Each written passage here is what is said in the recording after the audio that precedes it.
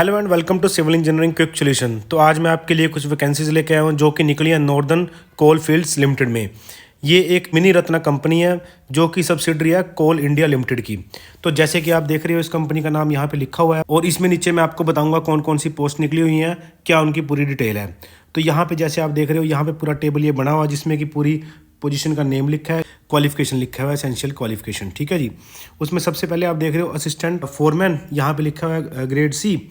इसमें क्या क्या है, आपको क्वालिफिकेशन रहेगी 10th plus 3 year electronics engineering का डिप्लोमा, यानी कि पॉलिटेक्निक होनी चाहिए आपके पास 3 ईयर की। उसके बाद सी असिस्टेंट फोरमैन मैकेनिकल में आपके पास मैकेनिकल की डिग्री होनी चाहिए, यानी कि मैकेनिकल का डिप्लोमा होना चाहिए 3 ईयर्स का। मिनिमम क्वालिफिकेशन आपकी ये रहेगी। ऐसे ही नीचे इलेक्ट्रिकल का 3 ईयर डिप्लोमा, 10th तो सब में है ही है जो कि कंपलसरी है। कि जो इसमें डेट है वो 5/2/2024 तक फॉर्म फिल किए जाएंगे। उसके बाद नीचे बात करते हैं पोजीशन एंड वैकेंसीज। इसमें यहाँ नीचे पूरी डिटेल में दी है कि कितनी वैकेंसीज कौन कौन सी उसमें निकली हुई है। तो आप देख रहे हो जैसे यहाँ पे असिस्टेंट फोरमैन की ये ENT वाली है जो इसमें अनरिजर्व होगी 6, ऐसे EWS 0, SC वाली 1 होगी, ये आप देख रहे हो SC 1, ST 1, OBC 1, टोटल 9 होगी। ये ऐसे करके पूरी सभी ऐसे मैकेनिकल की भी इलेक्ट्रिकल की भी सारी वैकेंसीज यहाँ पे दी हुई हैं। ये आप देख सकते हो, अनरिजर्व 25, 21, 15, टोटल 67 पोस्ट है यहाँ पे इसके अंदर। तो ऐसे करके इसमें क्या हुआ है, जो डिसेबल कैंडिडेट्स हैं उनके एब्रीविएशन यहाँ पे दिए हुए हैं, ये आप एक बार पढ़ सकते हो अगर कोई डिसेबल कैंडिडेट इसको फॉर्म को फिल करना चाहता है।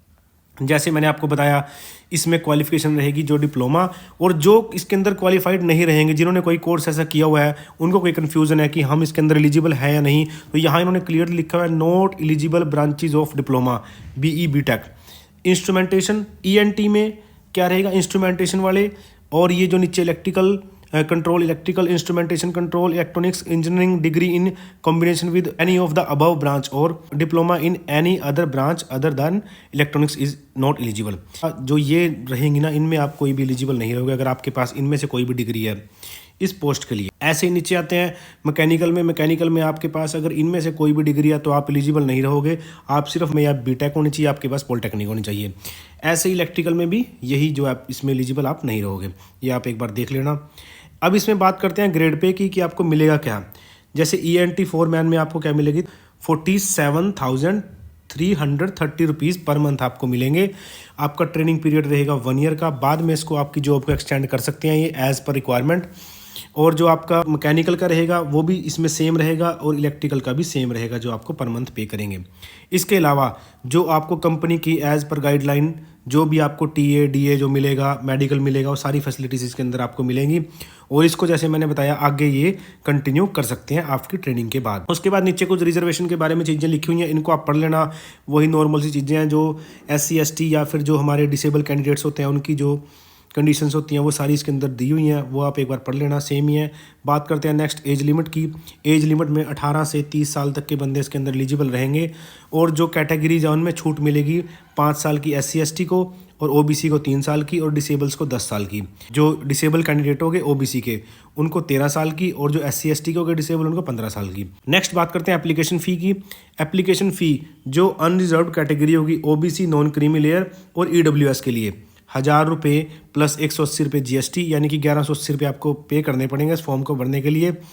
अगर आप SC ST ESM या डिसेबल कैंडिडेट से हो, कोई भी या डिपार्टमेंट में आप पहले ही काम करते हो, तो आपको कोई फीस इसके अंदर नहीं देनी। सिलेक्शन प्रोसेस में आपका क्या रहेगा, आपका कंप्यूटर बेस्ड टेस्ट होगा, उसके बेस पे आपको इसके अंदर जो है वो आपको जॉब मिलेगी।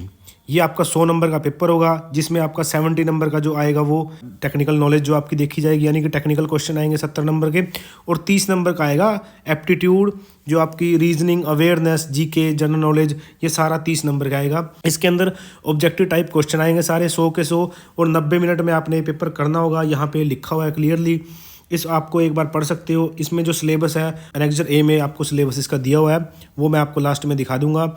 इस नोटिफिकेशन का मैं जो लिंक है वो डिस्क्रिप्शन में दे दूंगा, वहाँ से आप डिटेल में इसको पढ़ सकते हो, एक बार देख सकते हो। और इसका एप्लीकेशन जो आप जहाँ से इसको अप्लाई कर सकते हो ऑनलाइन, उसका भी लिंक मैं आपको डिस्क्रिप्शन में दे दूंगा, वहाँ से आप इसको अप्लाई कर सकते हो। अगर कोई आपका नॉन इलेक्ट्रिकल, मैकेनिकल या इलेक्ट्रॉनिक्स में कोई आपको जॉब चाहता है तो उसको आप ये वीडियो शेयर कर सकते हैं। टेस्ट सिटीज़, इसमें काफ़ी सिटीज़ रहेंगी, नॉर्थ इंडिया की सिटीज़ हैं सारी। जो भी आप भरोगे, जो आपको प्रेफरेंस पूछेंगे 1 2 3, जो आपकी नियरेस्ट होगी वहाँ आपका पेपर उसके अंदर हो जाएगा।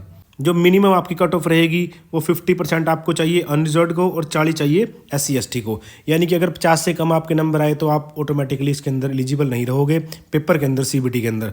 और अगर SC/ST में आपको 40% मिनिमम क्वालिफाइंग मार्क्स के अंदर रहेंगे। इसके बाद आगे कुछ नॉर्मल सी कंडीशंस लिखी हुई हैं, वो आप एक बार पढ़ लेना। जनरल इंस्ट्रक्शन फॉर कैंडिडेट्स ये वही होती हैं कि आपकी डिग्री जो है वो AICTE से कॉलेज आप यूनिवर्सिटी आपके अप्रूव होनी चाहिए। ये कुछ इस तरह की चीज़ें इसके अंदर लिखी हुई हैं। एक चीज़ और लिखी हुई है, अगर आपके एक से ज़्यादा शिफ्ट में पेपर होते हैं तो आपके जो स्कोर है उसकी नॉर्मलाइजेशन की जाएगी।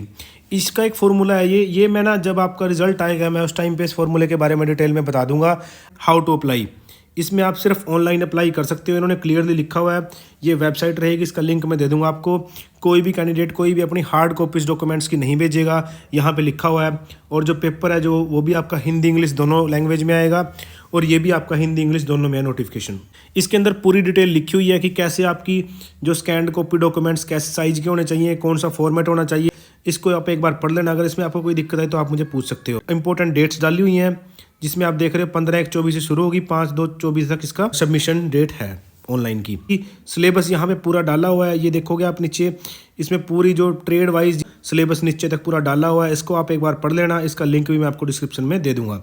तो मैं आशा करता हूँ कि वीडियो आपको अच्छी लगी होगी। Please like, subscribe and share. Thanks for watching.